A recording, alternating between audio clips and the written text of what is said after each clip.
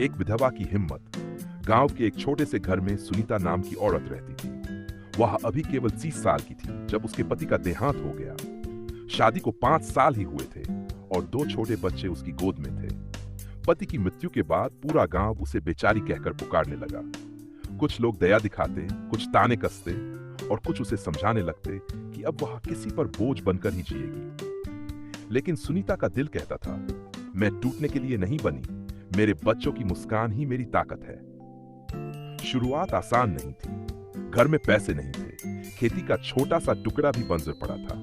कई रातें उसने बच्चों को भूखे सुलाया, लेकिन उसने ठान लिया कि आंसू बहाने से जीवन नहीं बदलेगा। उसने गांव की औरतों के साथ मिलकर सिलाई का काम शुरू किया। लोग हंसते, एक विधवा औरत क्या कर लेगी, मगर उसने हंसी की परवाह नहीं की। धीरे धीरे उसके काम की पहचान बढ़ी। पहले पड़ोस की महिलाएं उसके पास कपड़े सिलवाने आने लगीं, फिर आसपास के गांवों से भी लोग आने लगे। बच्चों की पढ़ाई उसने किसी तरह चालू रखी।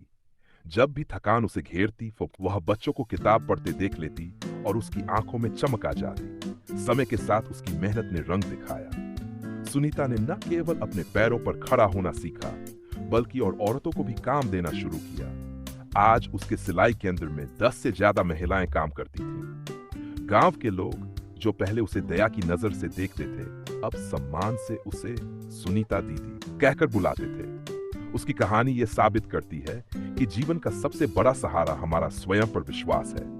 अगर इंसान अपने हालात से लड़ने की ठान ले, तो कोई विपत्ति उसे रोक नहीं सकती। सुनीता अक्सर अपने बच्चों और गांव की महिलाओं से कहती, जिंदगी हमें हर रोज परखती है, लेकिन जो टूटते नहीं वही इतिहास रचते हैं। विधवा होना मेरी पहचान नहीं, बल्कि संघर्ष से जीतना मेरी असली पहचान है। ये कहानी हमें सिखाती है कि दुख चाहे कितना भी गहरा क्यों न हो, उम्मीद और मेहनत के साथ इंसान अपनी किस्मत बदल सकता है।